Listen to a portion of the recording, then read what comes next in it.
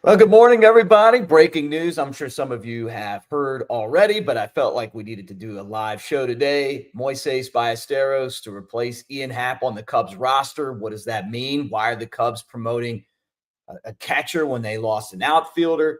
We're going to talk about that, some of the prospects that are on the rise right now, the Kyle Tucker market, Jordan Wicks with a strong outing, all that right here on the Cubs baseball channel. So thank you guys.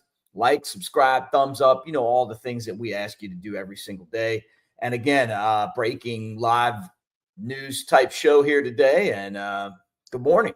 Let's get this party started. Go Cubs.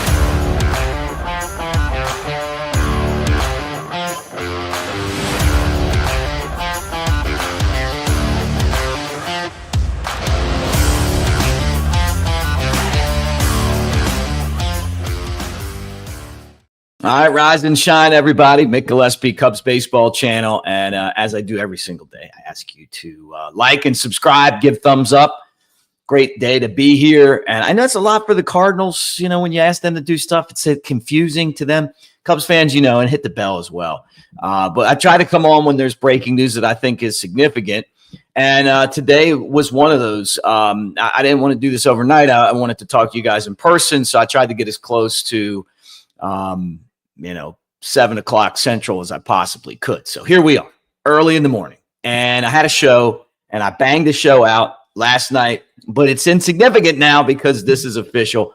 The Cubs bring up Moisés Ballesteros, and they place Ian Happ on the IL. Okay, let's just kind of give the newsy details of this.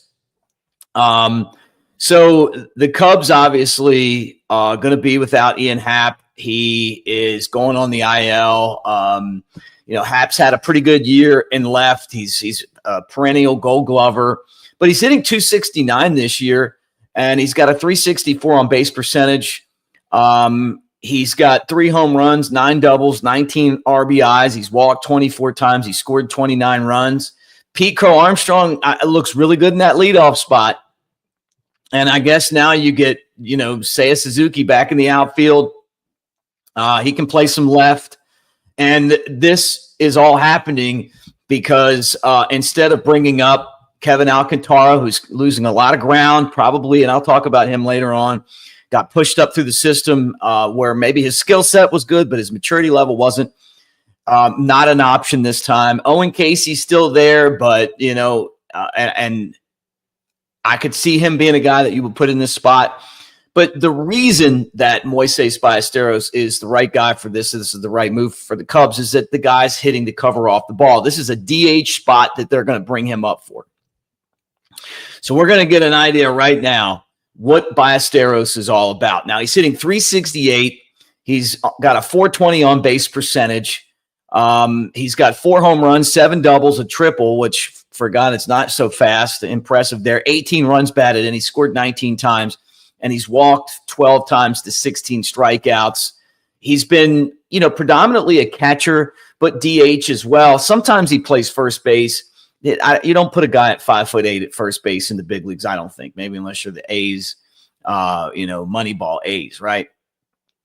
But this is a guy who can really hit the ball. I can almost compare him a little bit to Kyle Schwarber, just in the aspect of when Schwarber was in the minor leagues, the position wasn't where his strength was, right? His ability to catch wasn't quite there. I think Ballesteros is a better catcher than Schwarber was back then, at 20 years old. But I think that the bat is what you look at both of these guys and go, this should play in the big leagues.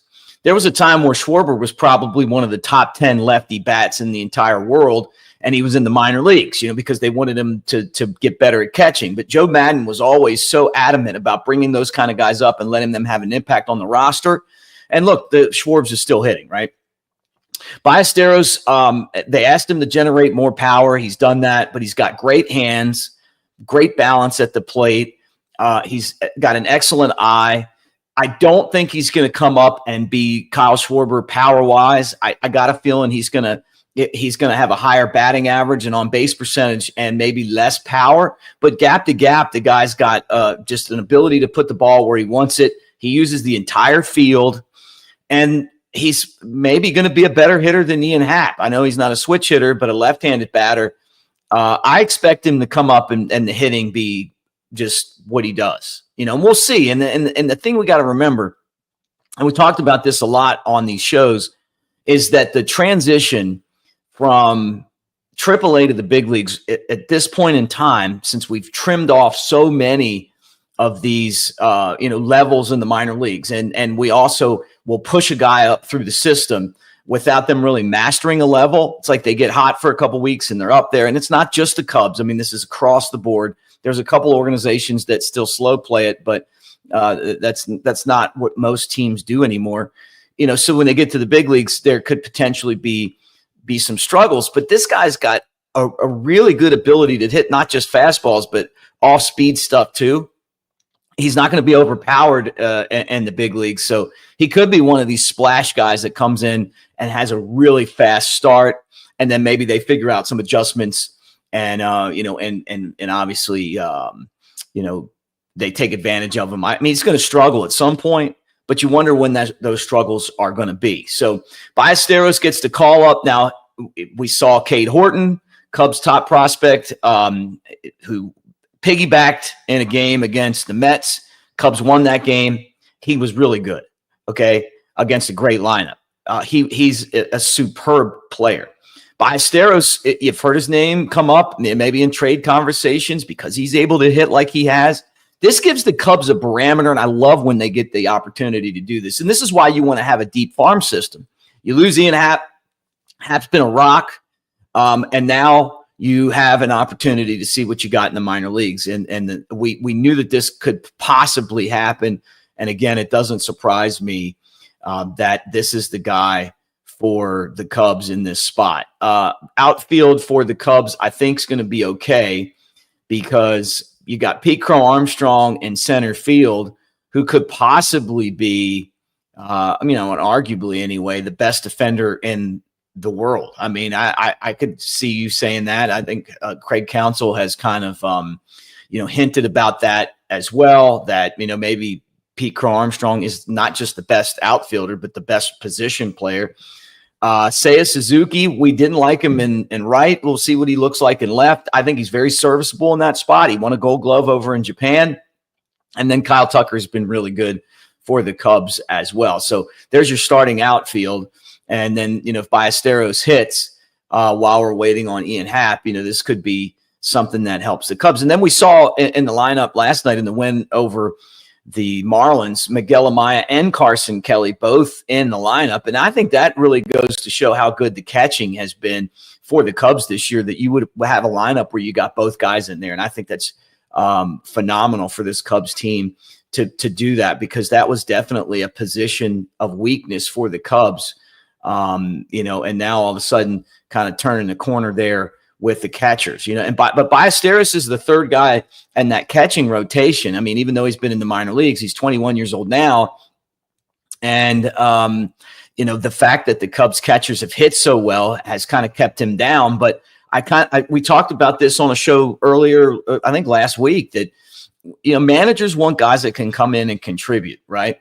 So the idea of having Ballesteros in the lineup, even though he doesn't necessarily have, a position for, say, because you have the other two guys that can catch. The other thing too is you could also use him as depth. If you want to play both of the other catchers, you got him, even if he's not in the lineup, as the emergency catcher, because you would lose your DH if you lost your catcher and you batted your other catcher, right? So I think that plays into his hands as well. Now, Ballesteros ranked as one of the Cubs' top prospects, the number 4 prospect, according to MLB Pipeline, number 61 on their list. I've seen him move up to on Baseball America, had him move up 20 spots as a top 50 prospect, recently, because of the way that he has been, basically ripping the cover off of the ball. And so that's going to be interesting too, just to kind of see, what it looks like with him in there as well. Now, the Ian Happ, I'm kind of curious to know how long it's going to take him to recover. he had the injuries last year, right? And we kind of wondered, what if he was kind of slowed down by that, last year. And then and it started in spring training. Remember, it was like kind of, he had the hamstring deal, then slowed down, and now I guess it's an oblique injury. It's kind of this to me. Those are kind of the anytime you have those like muscle injuries, they seem to be kind of, hey, oblique, legs, whatever, lower body injuries that can resurface, right? And so maybe, hopefully it's not the same exact injury for Hap, that's reoccurring, but it just seems like he's been susceptible to these. And so sometimes obliques are easy to come back from. Sometimes they're not. The bad part is if you rush guys back with these oblique injuries, with these hamstring injuries, with these lower body muscle injuries, they seem to kind of, reoccur, right? So Ballesteros will be in there, and then Hap will be out. Now, a couple other things to talk about on the show today. And again, like and subscribe as you hang out. Live show here on this breaking news Tuesday. The Kyle Tucker market. This is something else I wanted to get into with you guys. The Dodgers reportedly are going to try to get Kyle Tucker in the offseason. I think this is, to me, comical. And it's a problem for Major League Baseball that one team can go out and basically buy all the free agents. I'm curious to know how they're able to do that. There isn't a salary cap. Now, the Shohei Ohtani contract is so backloaded.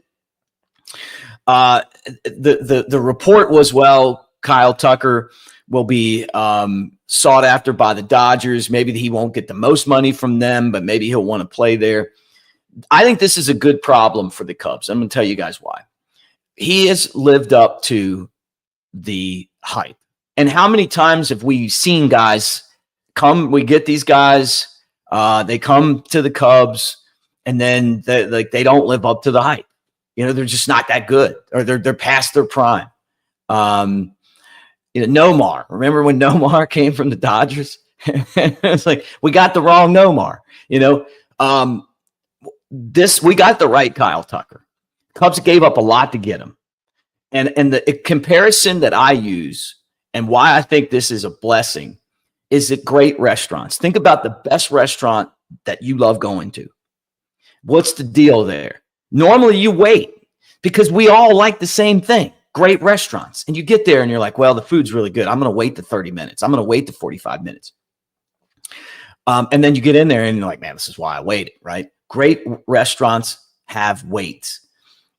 Great players are going to have a high market value. There's not that many of them. How many Andre Dawsons did we have? How many Ryan Sandbergs did we have? How many Mark Graces have the Cubs have? Chris Bryant's or Javi Baez's. Not many, right? Kyle Tucker is living up to the hype. And it's like a great restaurant. People are going to get in line to try to get him. And that includes the New York teams, the LA teams. Every team wants him. San Francisco, he's playing with the Cubs. He's a great fit for this organization. And we gave up a ton to get him. They're going to have to pay for him. The Cubs can live like a big market team. He's worth it. And I'm sure he's going to get paid one way or the other. But the fact that he's valued so high tells me that this was a good move because he's living up to what his standard was supposed to be, and he's doing it in Chicago. I remember somebody saying this was the worst destination for Kyle Tucker because right-handed hitters can't get extra base hits at Wrigley Field. I guess he's proven you guys wrong, you and your analytics. I hope the Cubs sign him. They're going to have to pay a big price for him. It's crazy to hear the Dodgers coming up already as a possible potential spot for him. All right, guys, another thing I want to get into, and again, thank you for hanging out with us on the Cubs Baseball Channel Live. We'll go back to the headline here in a second, and that's prospect Moisés Ballesteros replacing Ian Happ on the roster.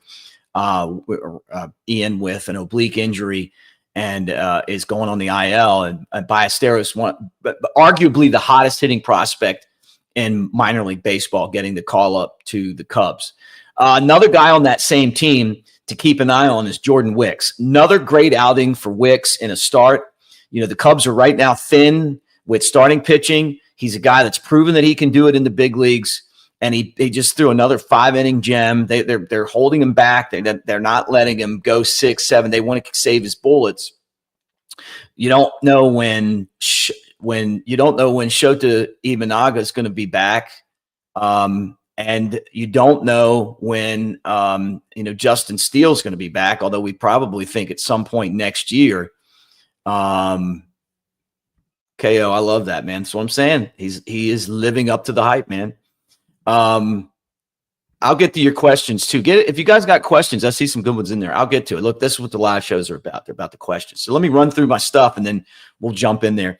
But anyway, Jordan Wicks is going to be an option for this team. You can count on it. I think he's going to come back and he's going to be as good or better than he was before because he's going to have the experience. He's going to be totally healthy. And he's going to be hungry to stay in the big leagues. But this gives the Cubs another starting option. I still feel like it's got to be Horton that they work in, same way they worked in Ben Brown. And then Jordan Wicks could be is probably the next guy in line for that spot. So I guess I'm putting him as like the 6th starter right now in the big leagues as he works in the minors. Did you see this? Gage Workman designated for assignment by the White Sox.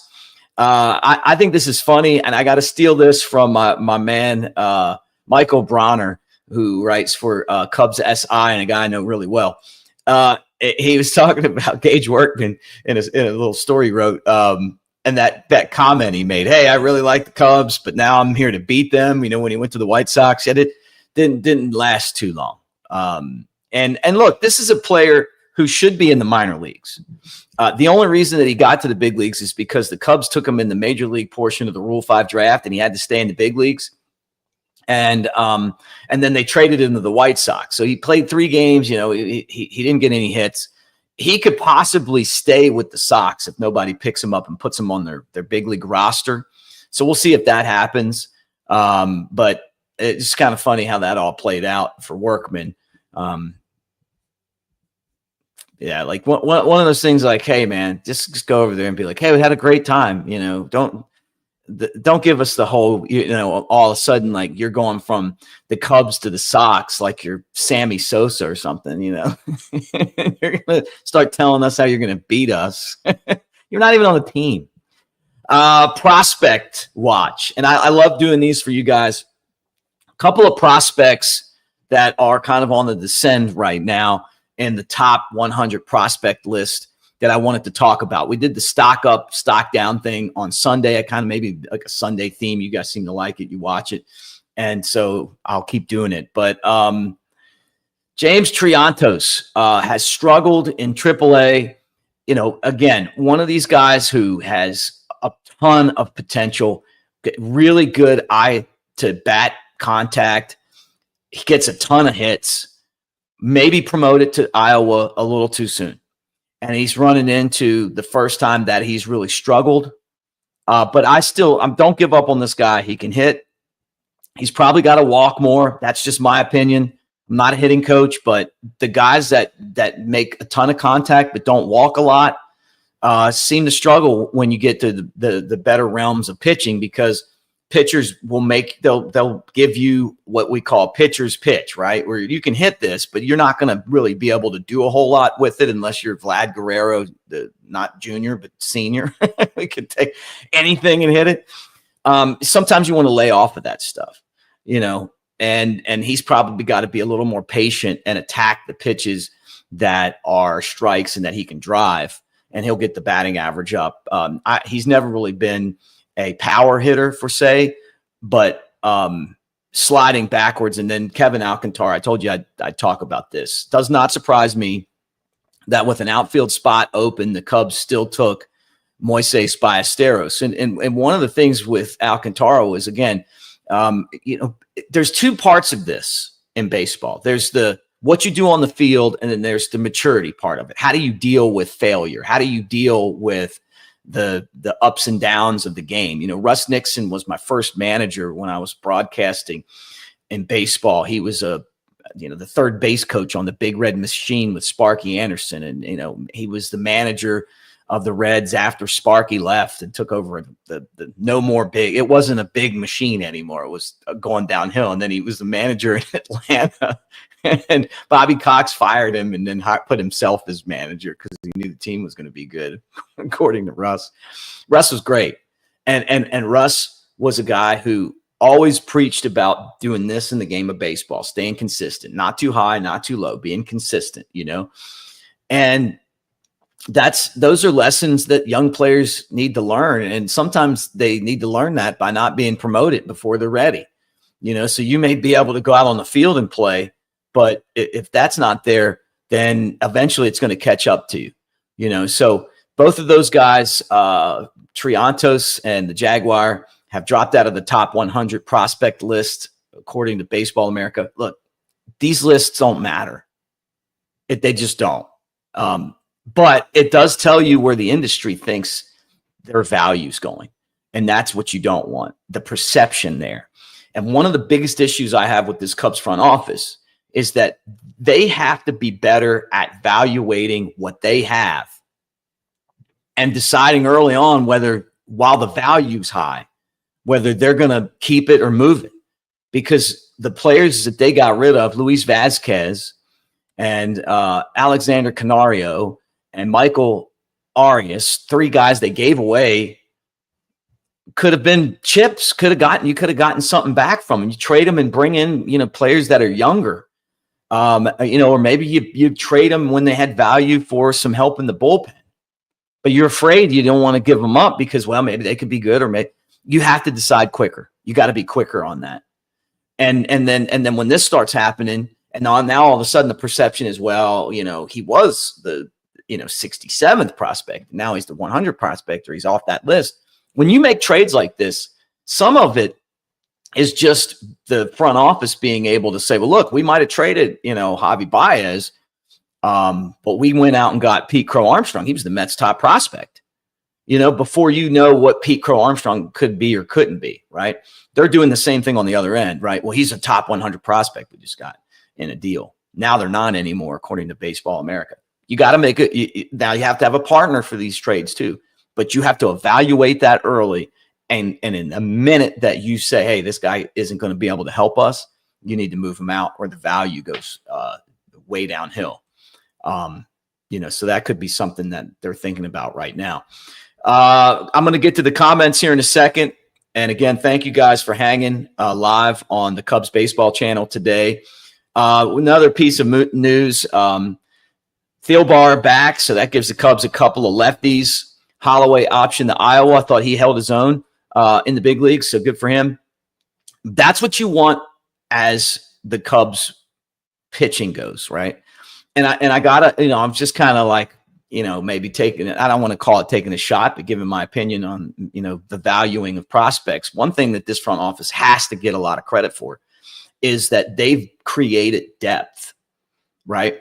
Because who would have ever thought that the Cubs would be in first place and playing the kind of baseball they're playing right now without Justin Steele or Shota Imanaga, right? And then you look at the bullpen. Presley hasn't been that impressive. The back end bullpen has been, okay. At times they've been bad, but at other times they've been really good.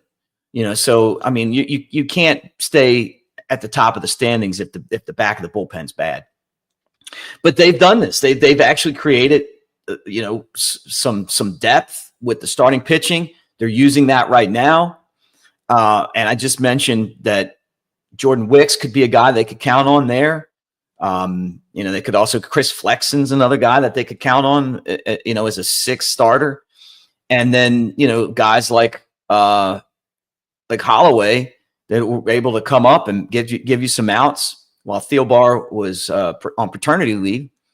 So now you got Pomerantz and Thielbar as your lefties. Keep an eye on Jordan Wicks, although I think Wicks is a starter, not a reliever. And I think he's an option for the Cubs coming up. Again, this is the breaking news today. I think this was worth doing a live show for. Cubs call up Moisés Ballesteros. They place Ian Happ on the IL. Cubs are losing a big part of this team with Ian Happ. and Hap's had I think a really good start to this season, and it's a shame that it seems like he's kind of constantly dealing with these lower body injuries. This is an oblique, and so he's just going to have to take some time off. And Ballesteros has been ripping the cover off of the ball in Iowa. He is one of the fastest rising prospects right now. He's 21 years old. He's got great hands, great ball, wrist to ball ability. What I look at with great hitters, he's a left-handed guy. He's 5'8". He's got a good stance in the box. His balance is always excellent, right? But when you fool him, or if you're looking fastball, and then you try to put a off-speed pitch on him, he's just got the ability to take your changeup and just flip it the other way, take your curveball and wait back on it and pop it down the line. He spoils pitches, which is something that you don't see a lot of young players being really good at. And what I mean by that is, hey, it's a strike. I don't want to hit this thing. I'm going to just get rid of it and make him throw me another pitch. And that's an art. Great hitters are able to do that. So I'm expecting Moisés Ballesteros to come in, be the DH, also maybe act as the third catcher for the Cubs if they want to put Amaya and Kelly in the lineup at the same time. And I think he'll be able to hold his own. Now, it could be one of those things where if the Cubs feel like they're not getting the defensive outfield that they need with Seiya Suzuki playing left, then maybe you look at Alcantara or Owen Casey as as answers to come up there and help out, right? So, I mean, I think that's kind of where things are right now with the Cubs. But I like using the prospects instead of, some of these retread guys that you can pick up out on the market because you're built. Not only are these guys Moisés Ballesteros, as long as you can play the defense or you can go up there and do the job they're asking you to do, but you're helping develop things down the road. And that's why when I look at guys like, Justin Turner, I'm going, you know what, man, a 40-year-old, I did like him getting some big hits in that Mets series, but, you're putting a roster spot on a guy that's 40, and this Moisés Ballesteros, to me, is a much better answer at the plate. At least we'll find out. I could be wrong.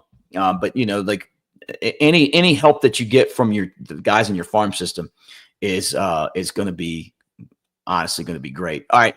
Let's get to some questions here.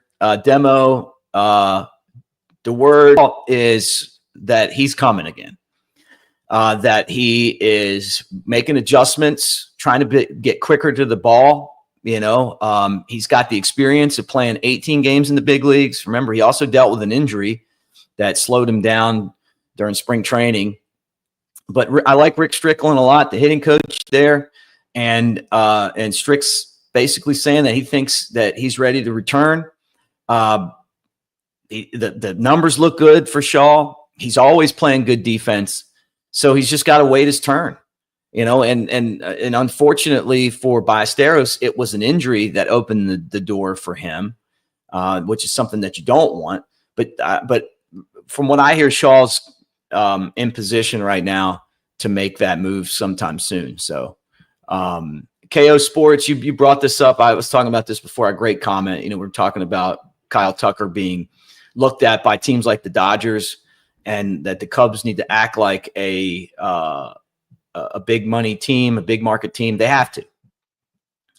The problem is this, and I'll say this too, is that you don't want to pay these guys. These are guaranteed contracts, and then you give somebody a ton of money, and all of a sudden they can't hit anymore.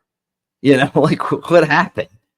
You're paying, like Dansby Swanson's paid $177 million, and the production, although I do like the power that he's shown this year, he's been, he's been great defensively. He's a good player. Look, I like all that stuff, but man, he's just, it feels a little Jason Haywardish to me, not as bad, but kind of along those same lines. And there's nothing you can do about it. If the guy gets hurt and you pay him all this money, you don't get any of the money back. They don't even have to show up to work. So you want to make sure that you're picking the right guy. I think Tucker's the right guy. I really do. Believe in him. And I'm looking forward to seeing that. Who do I think gets designated for assignment? I don't even know. And that's a great question because I love to do the math on these things. Have they even announced that yet? I'm going to look at the Cubs roster right now and see if anything pops. But I always seem to be wrong. You know, like where I look at it and I'm like, you know, you're not going to get rid of this guy, are you? And then that's who you get rid of. Probably Nicky Lopez. I mean, maybe. I don't know. And I mean, unless maybe one of the relievers. And if you guys know the answer to this, pop in there and tell me. I don't know. I mean, you just look for the guy that's on the end of the roster, and then just kind of put yourself in there.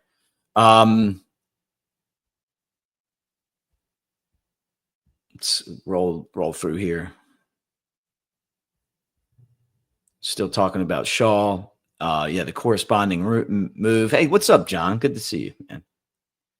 Great to, and honestly, great to see all you guys today. I had a show ready, and then I'm like, we can't play it. We got to do it live. We got to talk about this. We got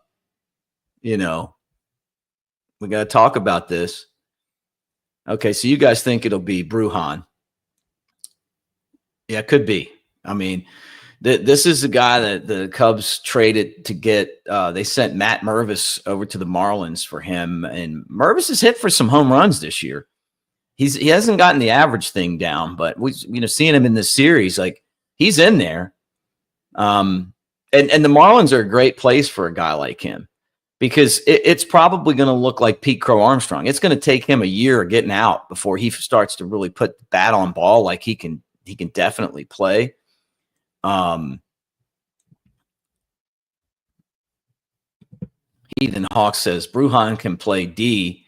He has more value than Turner. Turner's getting paid $6 million too. I don't know if they get their money back on that deal, but the other thing is that Brujan can play outfield. Like I think you can play center field. I haven't seen it in a big league game a lot, but I mean that when he would be a guy that would be tough to give up right now when you just brought up a catcher to DH and then you're limited on outfielders, So, yeah.